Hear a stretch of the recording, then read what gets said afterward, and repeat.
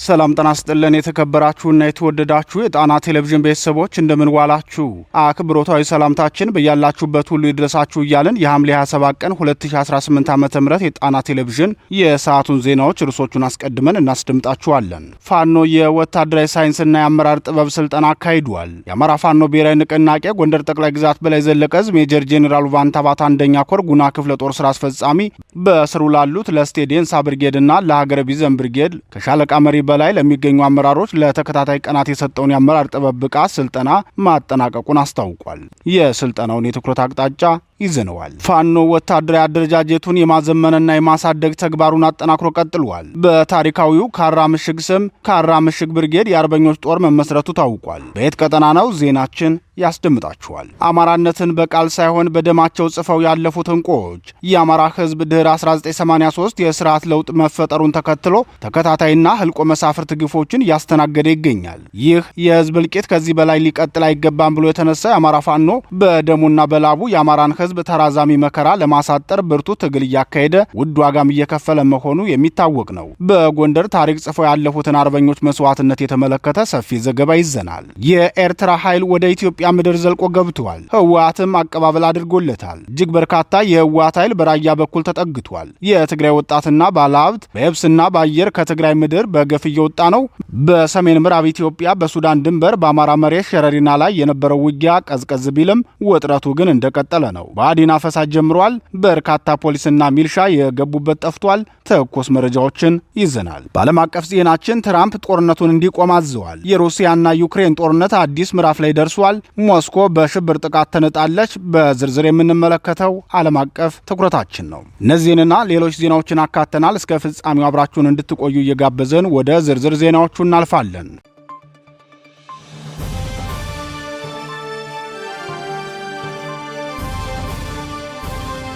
የፋኖ ወታደራዊ ሳይንስና የአመራር ጥበብ ስልጠና በጎንደር የአማራ ፋኖ ብሔራዊ ንቅናቄ ጎንደር ጠቅላይ ግዛት በላይ ዘለቀ ዕዝ ሜጀር ጄኔራል ቫንታባት አንደኛ ኮር ጉና ክፍለ ጦር ስራ አስፈጻሚ በስሩ ላሉት ለስቴዴንሳ ብርጌድና ለሀገረ ቢዘን ብርጌድ ከሻለቃ መሪ በላይ ለሚገኙ አመራሮች ለተከታታይ ቀናት የሰጠውን የአመራር ጥበብ ብቃት ስልጠና ማጠናቀቁን አስታወቀም። ወታደራዊ ብቃት ማስጨበጫ ስልጠናውን የሰጠው በወታደራዊ ሳይንስ ስልጠና የከበረ ስም ያተረፈው ኮሎኔል ሙላቴ ሲሳይ ሲሆን በአንድ የጋራ ዓላማ ላይ በመሰባሰብና በመደራጀት በታማኝነት እንዲከተሉን የሚደረግ መሆኑን ብቻ ሳይሆን የማይቻሉ ነገሮችን እንዲቻሉ የማድረግ ትልቅ ጥበብ ነው በማለት የስልጠናውን ዓላማ ተናግሯል። አርበኛ ኮሎኔል ሙላቴ ሲሳይ አክሎም በየደረጃው ያለነው አመራሮች የአመራርነት ጥበብ ከወታደራዊ ሳይንስ ጋር አቻችሎ በማካሄድ ህዝባችን ከተደቀነበት የህልውና አደጋ በአንድነት በወንድማማችነት መንፈስና በጽናት መጓዝ ለነገ የማይባል አሁናዊ የህዝብ አደራ ግዴታችን ነው ብለዋል። የውጊያ መመሪያዎች፣ ወታደራዊ መረጃዎች እንዲሁም መልካም አሰራሮችን ማዘመን የትግላችን ግዴታ ነው ሲል የተናገረው አርበኛ ኮሎኔል ሙላቴ ሲሳይ ይህን ታሳቢ ባደረገ መልኩ ተከታታይ ስልጠናዎችን ስንሰጥ ቆይተናል። ወደፊትም አጠናክረን እንቀጥላለን በማለት መልእክቱን አስተላልፏል። አርበኛ ሙላቴ መልእክቱን ሲቀጥልም የአማራ ህዝብ የህልውና ትግል እጅግ ታሪካዊ በሚባል መንገድ እየተጓዘ ነው። ፋኖም ወደ ድል ማማ ደርሷል። አገዛዙም ከሞት አፋፍ ላይ ተቀምጧል። ይህም በሞት አፋፍ ላይ ያለን ጸረ ህዝብ ስርዓት ወደ መቃብር በመክተት የህዝባችንን ህልውና ማስከበር የምንችለው በታማኝነት በጽናትና በሰለጠነ መንገድ ታግለን ስናታግል ነው በማለት ተናግሯል። የሜጀር ጄኔራል ቫንታባት አንደኛ ኮር ዋና ዘመቻ መሪ አርበኛ ቢራራ ደምሴ በበኩሉ የተደቀነብንን አደጋ ቀልብሰን የህዝባችንን ህልውና ማስጠበቅ የምንችለው የህዝብን ድምፅ ስናከብር ነው። ለዚህ ደግሞ የወጣንበትን ዓላማ አስጠብቀን በመታገል ሰራዊታችንን እያደራጀንና እያዘመን እንቀጥላለን ብለዋል። በሌላ ዜና የአማራ ፋኖ ብሔራዊ ንቅናቄ ወሎ ቤት አማራ አፄ ምኒልክ ዕዝ በደላንታ ወረዳ የወገል ጤና ከተማ ነዋሪዎችን በመሰብሰብ ውይይት ማካሄዱን አስታውቋል። የአፄ ምኒልክ ዕዝ ህዝብ ግንኙነት መምሪያ ባደረሰን መረጃ እንደገለጸው ሰራዊታችን ሙሉ በሙሉ በተቆጣጠረውና እጅግ ስትራቴጂካዊ የጦር ቀጠና በሆነው ደላንታ ወረዳ የነዋሪውን ህዝባዊ ወገንተኝነትና የትግል ቁርጠኝነት የበለጠ ያጠናከረ ታላቅ ህዝባዊ መድረክ አካሂደናል። ይህ ታሪካዊ የውይይት መድረክ የተካሄደው የደላንታ ወረዳ መቀመጫ በሆነችው በወገል ጤና ከተማ ሲሆን በመድረኩ የምኒልክ ዕዝ ከፍተኛ አመራሮች፣ የኮርና የክፍለ ጦር አመራሮች እንዲሁም ማዕረግተኛ ወታደራዊ አዛዦች ተገኝተው መድረኩን በብቃት መርተዋል ብለዋል።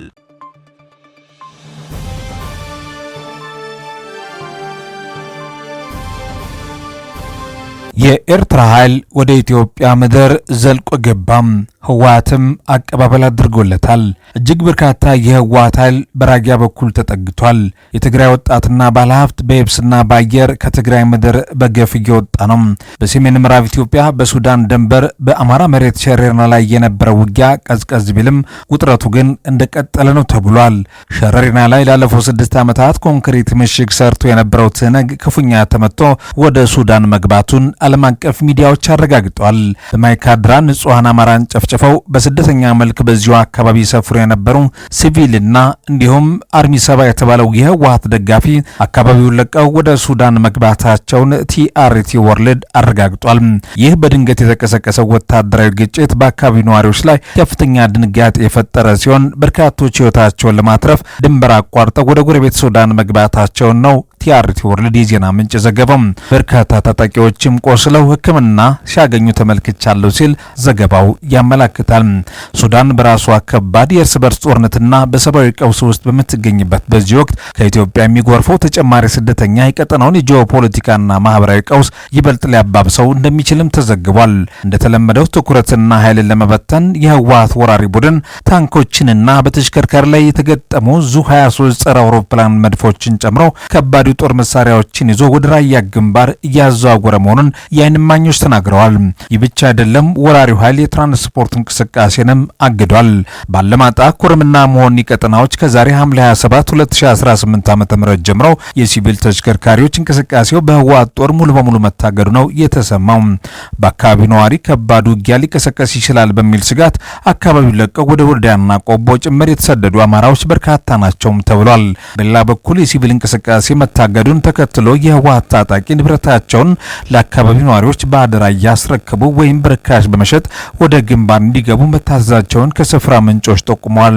ብልጽግናም በርካታ ጦሩን አስጠግቶ በተጠንቀቅ ላይ እየጠበቀ እንደሆነ የአካባቢው ነዋሪዎች ተናግረዋል። በዚህ ግንባር በርካታ ኃይሎች የሚሳተፉበት ውጊያ ስለሆነ ከፍተኛ ውድመት ይፈጠራል ሲሉ የቀውስ ተንታኞችም ለጣና ቲቪ አስረድተዋል። በተመሳሳይ በአፋር በኩልም ሌላ ውጥረት ነግሷል ነው የተባለው። ወራሪው ትህነግ ከራያ ድንበር በርካታ ጦሩን ወደ አፋር ማስጠጋቱን ተሰምቷል። መቀሌ ለመግባት ትዕዛዝ ብቻ ነው የምንጠብቀው ያለው የነ ጄኔራል ጻድቃን ገብረትንሳኤ ክንፍም እንቅስቃሴ በማድረግ ምክንያት ነው ህወሓት ጦሩን ወደ አፋር ያስጠጋው ተብሏል። ሌላውና ዓለም አቀፍ ትኩረት የሳበው ጉዳይ ደግሞ የኤርትራ ጦር ድንበር ጥሶ ወደ ኢትዮጵያ በመግባቱ ነው።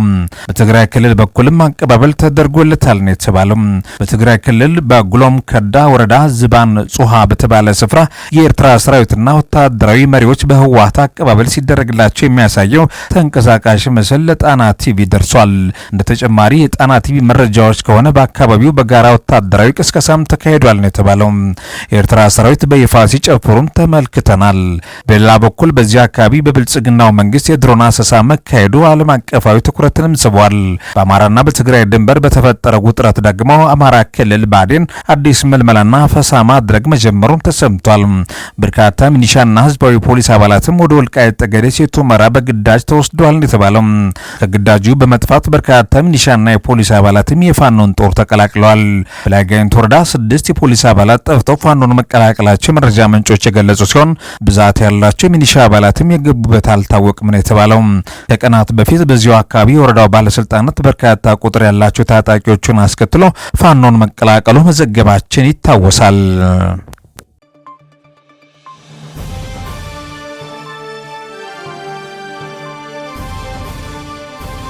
ፋኖ ወታደራዊ አደረጃጀቱን የማዘመንና የማሳደግ ተግባሩን አጠናክሮ ቀጥሏል።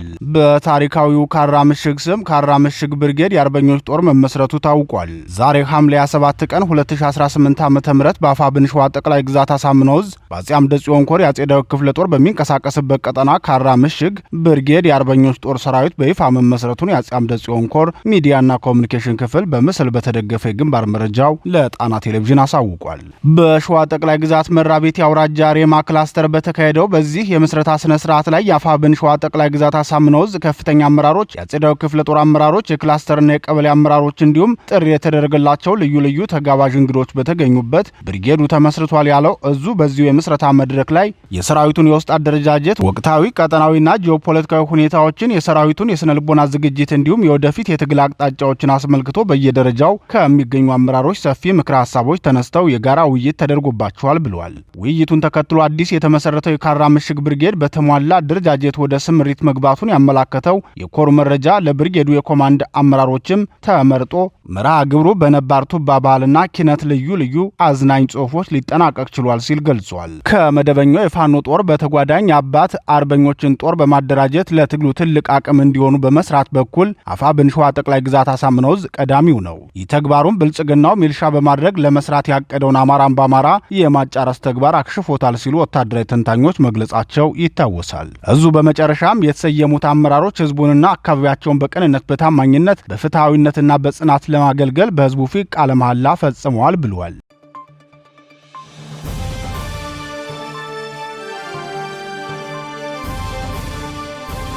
አማራነትን በቃል ሳይሆን በደማቸው ጽፈው ያለፉ እንቁዎች። የአማራ ህዝብ ድህረ 1983 የስርዓት ለውጥ መፈጠሩን ተከትሎ ተከታታይና አልቆ መሳፍርት ግፎችን እያስተናገደ ይገኛል። ይህ የህዝብ እልቂት ከዚህ በላይ ሊቀጥል አይገባም ብሎ የተነሳው የአማራ ፋኖ በደሙና በላቡ የአማራን ህዝብ ተራዛሚ መከራ ለማሳጠር ብርቱ ትግል እያካሄደ ውድ ዋጋም እየከፈለ መሆኑ የሚታወቅ ነው።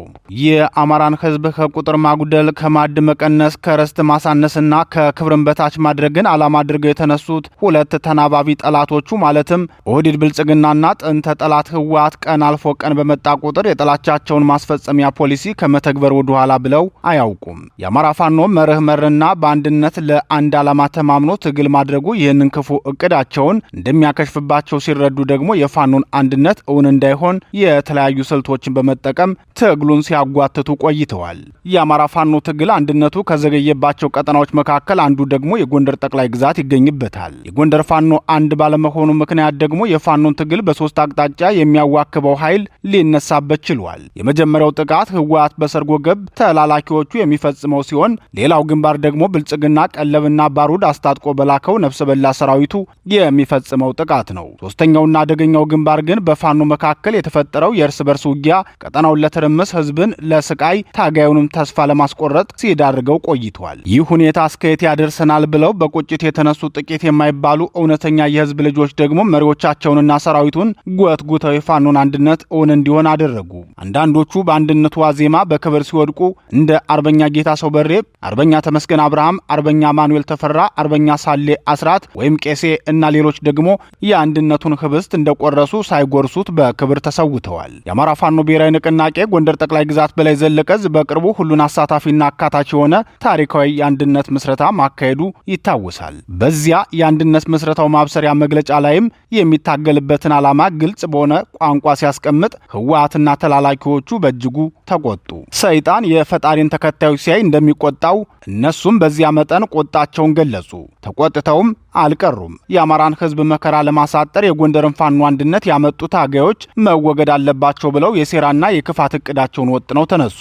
ጀግና ታሪክ እንጂ እድሜ የለውም ሲል የአማራ ፋኖ ብሔራዊ ንቅናቄ ጎንደር ጠቅላይ ግዛት በላይ ዘለቀ ዕዝ ባወጣው የሐዘን መግለጫው ስለ ጀግኖቹ አርበኞች ስንብት ሲገልጽም የአማራ ህዝብ ትግል እልፍ ጀግኖችን የገበረበት የጀግኖች የደም አሻራ ያረፈበት ህያውነት ያለው የመኖር ተስፋን ያነገበና አልፋና ኦሜጋ የሆነ የማንነት ማስከበር ትግል ነው። በዚህ መራራ ህዝባዊ ትግል ውስጥ እንደ አርበኛ ጌታሰው በሬ፣ ሻለቃ ተመስገን አብርሃምና ሌሎችም አብረዋቸው ለወደቁ የፋኖ አባላትና አመራሮች ያሉ የጽናት የጀግንነት ለህዝብና ለሀገር ጥልቅ ፍቅር ያላቸውን የትግል አርአያዎች ማጣት ትርጉሙ እጅግ ከባድና ዘርፈ ብዙ ነው። ነገር ግን ጀግና ታሪክ እንጂ ዕድሜ የለውም እንዲሉ እያንዳንዳቸው ታሪካቸውንና የከፈሉ ትን ዋጋ ለተከበረው የአማራ ህዝብ ሲሉ በደማቸው ጽፈው አልፈዋል ሲል ይገልጻል።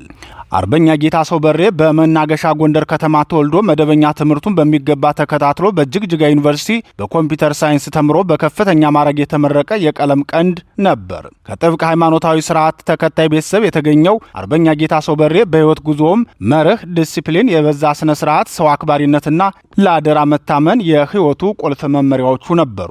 እነዚህን የህይወት መርሆችን አስተምረው በስነ ስርዓት ያሳደጉት ደጉ አባቱ ሚያዝያ 28 ቀን 2018 ዓ.ም ነበር ያረፉት። የአባቱን ሞት አስመልክቶ ባስተላለፈው መልእክቱም አባቴ በህይወቴ ያሰረጽከው ተስፋና ኃይል እስከ መጨረሻዬ ይመራኛል። እንደምታስተምረኝ እንድሆን የምትፈልገውን ያንን ጥሩ ሰው ለመሆን እጥራለሁ።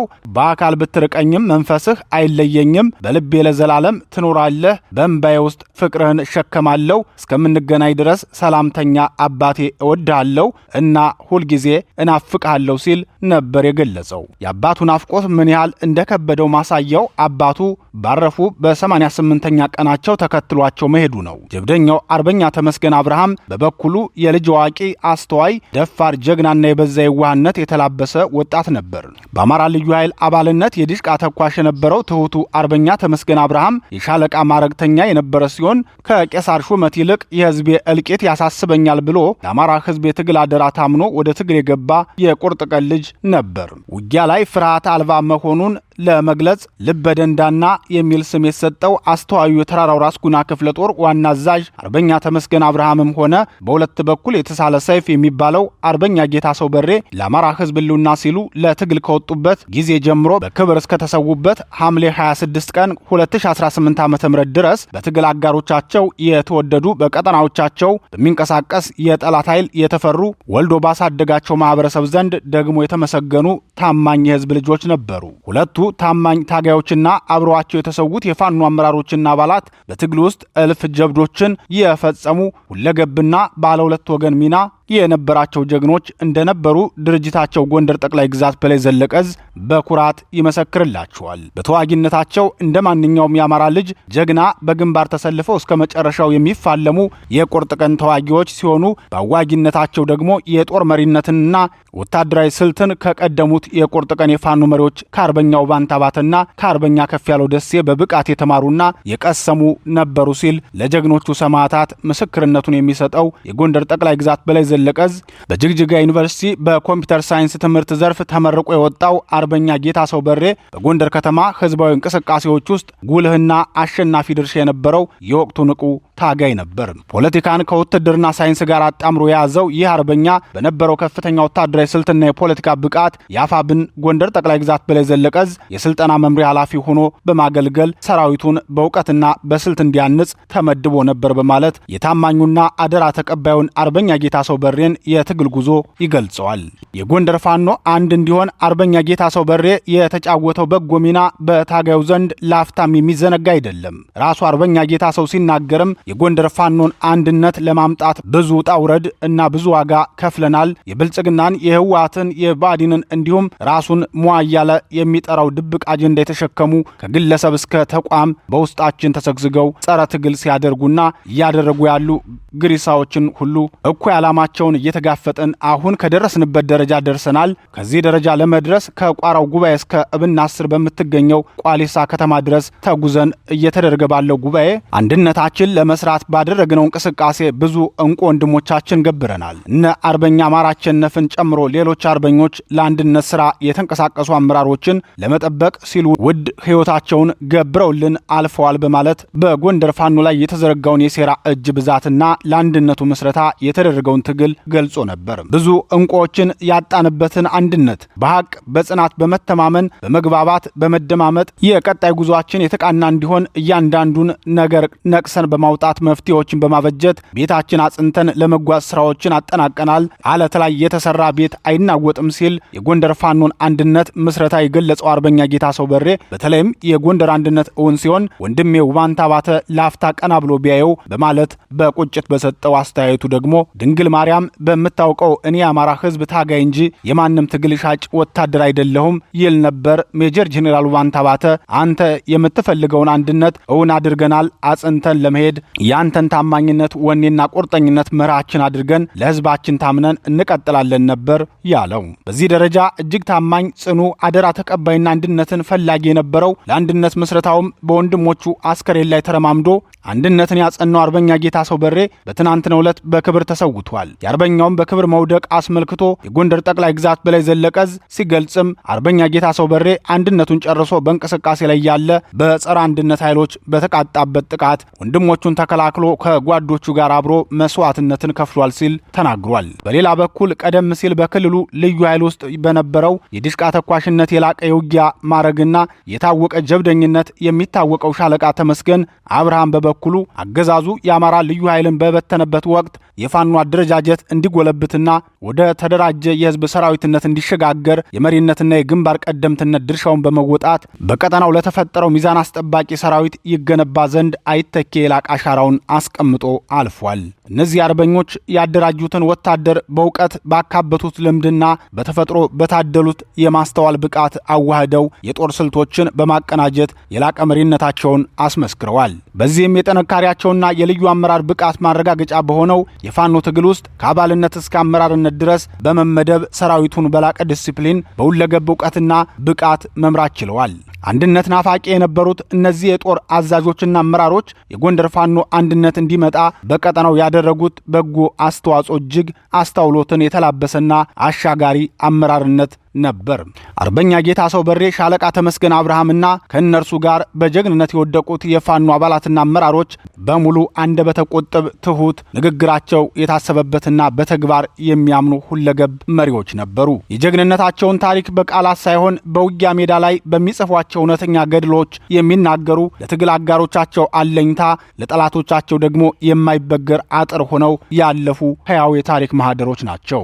አርበኛ ጌታሰው በሬ አንድነቱን ጨርሶ በእንቅስቃሴ ላይ ያለ በጸረ አንድነት ኃይሎች በተቃጣበት ጥቃት ወንድሞቹን ተከላክሎ ከጓዶቹ ጋር አብሮ መስዋዕትነት የከፈለ ሲሆን ሻለቃ ተመስገን አብርሃምን ጨምሮ አርበኛ ሳሌ አስራት ወይም ቄሴ፣ አርበኛ ጌታ አለምና ሌሎች አርበኞች ደግሞ ራስ ጋይንት ምድር ከጠላት ጋር ለአስጨራሽ ትንቅንቅ አድርገው ለአማራ ሕዝብ ክብር ሲሉ ሐምሌ 26 2018 ዓ.ም በክብር ተሰውተዋል በማለት የአማራ ፋኖ ብሔራዊ ንቅናቄ ጎንደር ጠቅላይ ግዛት በላይ ዘለቀ ዕዝ የጀግኖቹን ስንብት አስመልክቶ መልእክቱን አስተላልፏል። ጣና ቴሌቪዥንም እነዚህ ክቡርና ውድ ጀግኖች ለአማራ ሕዝብ ሕልውና ሲሉ ለከፈሉት ውድ ዋጋ የከበረ ጥልቅ ሐዘናችንን እየገለጽን የጀግኖቹን አደራ ማስቀጠልና የወጡበትን ዓላማ ማስጠበቅ ከሁሉም ወገን የሚጠበቅ መሆኑን እንገልጻለን። ለዚህም በአማራ ሕዝብ ላይ የሚከፈቱ ሁሉንም ጥቃቶች በተናበበና በአንድነት በመፋለም የአማራን ሕዝብ ከጠላቶቹ ጥቃት በመጠበቅ አገርንም ከፍርሰት እንድንታደግ የጀግኖቹን አደራ እየተወጣን የአማራ ሕዝብ ሕልውናን እናረጋግጥ። ለጀግኖች ሰማዕታት ዘላለማዊ ክብርን፣ ለትግል አጋሮቻቸው ደግሞ የመንፈስ ብርታትን እየተመኘን በዚሁ እንሰናበታለን።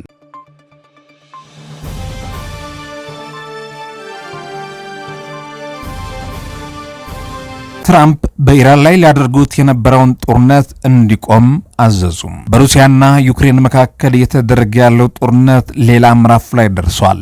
ሞስኮም በቦምብ ፍንዳታ ስትታመስ ሰንብታለች። ዓለም አቀፍ የጂኦፖለቲካ ውጥረት ከመካከለኛው ምስራቅ የዲፕሎማሲ እስከ ምስራቅ አውሮፓ ጦርነት አዙሪት በርካታ መረጃዎችን ይዘናል። አብራችሁን ቆዩ። ዓለም አቀፍ የፖለቲካ መድረክ በዲፕሎማሲ ተስፋ ብርሃን፣ በሌላ በኩል ደግሞ በከፋ የጦርነትና የሽብር አዙሪት ሆኖ ሳምንቱን ጀምሯል። በመካከለኛው ምስራቅ ለረጅም ጊዜ ሲነግስ የነበረው ጦርነት ድባብ ወደ ጠረጴዛ ዙሪያ ውይይትና ድርድር ሲቀየር፣ በምስራቅ አውሮፓ ደግሞ የሩሲያና የዩክሬን ጦርነት ወደ አዲስና አደገኛ ምዕራፍ ተሸጋግሯል። እነዚህ ጂኦፖለቲካ ክስተቶች የተለያዩ ቢመስሉም የሀያላኑ ፍክክር የዓለምን ኢኮኖሚ መረጋጋትና የቀጠናውን ደህንነት በቀጥታ የሚፈታተኑ በመሆናቸው ዓለም አቀፍ ትኩረትንም ስበዋል። በመካከለኛው ምስራቅ በኩል ያልተጠበቀና ትልቅ ትርጉም ያለው የፖለቲካ ክስተትም ተፈጥሯል። ቢቢሲና አልጀዚራ ይዘውት በወጡት መረጃ መሰረት የአሜሪካው ፕሬዝዳንት ዶናልድ ትራምፕ በኢራን ላይ ሊሰነዘር የነበረውን አዲስ ወታደራዊ ጥቃት በድንገት ማገዳቸው ቀጠናውን ከትልቅ ጦርነት የታደገ ውሳኔ ነው ተብሏል። ከዚሁ ጋር በተያያዘ ስምምነት ላይ በፍጥነት ለመድረስ የሚያስችል የሰላም ውይይት ዛሬ ሰኞ እንደሚጀምር አልጀዚራና ኤቢሲ ኒውስ ዘግበዋል። ይህ የዲፕሎማሲ ጅምር ከኢራን ቀጠናዊ ስትራቴጂ ጋር በእጅጉ የተሳሰረ ነው። ስካይ ኒውስና ቲአርቲ ወርልድ እንደዘገቡት ደግሞ ኢራን ከኦማን ጋር በዓለም አቀፍ የነዳጅ ንግድ የደም ስር በሆነው በሆርሙዝ የባህር ወሽመጥ የነዳጅ መስመር ዙሪያ የምታደርገው ድርድር የመጨረሻ ምዕራፍ ላይ ደርሷል ነው የተባለው። ይህ ስምምነት መሳካት የዓለምን የነዳጅ ገበያ ከማረጋጋቱም በላይ በፕሬዝዳንት ትራምፕ አስተዳደርና በቴህራን መካከል ለሚኖረው ቀጣይ ግንኙነት ትልቅ መሰረት የሚጥል ነው ተብሏል። በመካከለኛው ምስራቅ የሰላምና የድርድር ንፋስ መንፈስ ቢጀምርም በምስራቅ አውሮፓ የሩሲያና የዩክሬን ጦርነት ግን የከፋ ሰብአዊ እልቂትና መሰረተ ልማት ውድመት እያስከተለ ይገኛል። ቲአርቲ ወርልድ ባወጣው ዘገባ መሰረት በሁለቱ ሀገራት መካከል በተደረገው የጋራ ድንበር ተሻጋሪ የአየር ላይ ጥቃት ጥቃቶች በትንሹ የ14 ሰዎች ሕይወት ማለፉ ተዘግቧል። የጥቃቱ መጠንና ስፋት እያደገ መምጣቱን የሚያሳየው ደግሞ ሲኤንኤን እና ዩሮኒውስ ይዘውት የወጡት መረጃ ነው። ሩሲያ በዩክሬን መዲና ኪየቭ ላይ በሰነዘረችው የባላስቲክ ሚሳይል ጥቃት የ9 ሰዎች ሕይወት መጥፋቱ ጦርነቱ ዜጎችን ክፉኛ እየጎዳ መሆኑን ያሳያል። በሌላ በኩል ዩክሬን ጦርነቱን ወደ ሩሲያ ግዛት ጥልቃ በማግባት ጠንካራ የአጸፋ እርምጃ እየወሰደች ነው። ዩክሬን የሩሲያን ትልቅ የነዳጅ ማጣሪያና የአየር ማረፊያ በድሮን ኢላማ በተደጋጋሚ መምታቷን ቢቢሲ ዘግቧል። የጦርነት ስልቱ ከመሬት ውጊያ ይልቅ የጠላትን የኢኮኖሚና ወታደራዊ ሎጂስቲክ አቅም ወደ ማሽመድመድ መሸጋገሩንም ያመላክታል ነው የተባለው። የዚህ ጦርነት መዘዝ የሩሲያን የውስጥ ደህንነት እጅግ እየተፈታተነው ይገኛል ተብሏል። በሩሲያ ዋና ከተማ ሞስኮ በሚገኝ አንድ የጣሊያን ሬስቶራንት ውስጥ የደረሰ የቦምብ ፍንዳታ የ3 ሰዎችን ሕይወት ሲያልፍ 21 ሰዎች መቁሰላቸውን ስካይ ኒውስና ዘ ጋርዲያን በሰበር ዜና ዘግበዋል። ሲኤንኤን የሞስኮን ከንቲባ ጠቅሶ እንደዘገበው ከሆነ ይህ ክስተት በአስቸኳይ የሽብር ጥቃት ተብሎ ተፈርጇል ነው የተባለው። የዚህ ጥቃት ፈጻሚዎች ማንነት በሂደት የሚጣራ ቢሆንም ከዩክሬን ጋር እየተደረገ ካለው ደም አፋሳሽ ጦርነት እንዲሁም በድንበር አካባቢ ከሚደረግ የድሮን ጥቃቶች ጋር ተዳምሮ የሩሲያን ማዕከላዊ የደህንነት ስርዓት በቀጥታ እየተገዳደረ ሆኗል ነው የተባለው። በአጠቃላይ ስንመለከተው የፕሬዝዳንት ዶናልድ ትራምፕ አስተዳደር ከኢራን ጋር የጀመረውን አዲስ የድርድር ምዕራፍና የሆርሙዝ ስትሬት ስምምነት ዓለም አቀፍ የጂኦፖለቲካ ለመረጋጋት ትልቅ ተስፋ የፈነጠቀ ቢሆንም በአንጻሩ የሩሲያና የዩክሬን ጦርነት መባባስ እንዲሁም በሞስኮ የታየው የሽብር ጥቃት ዓለማችን አሁንም በከፋ የጸጥታ ውስጥ ይገኛል ሲሉ የጣና ፖለቲካ ተንታኞችም ይናገራሉ።